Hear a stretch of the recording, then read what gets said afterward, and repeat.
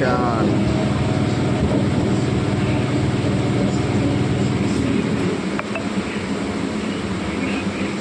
তো মেনলি ব্যাপার হচ্ছে যে এত রাতের বেলা রাস্তা দিয়ে যাব পাড়ার ভেতর দিয়ে, তো এখনকার কুকুরের যা রাস্তার হয়, তো দেখা যাক কতটা কুকুর থাকে আর কতটা সাবধানে যাওয়া যায়।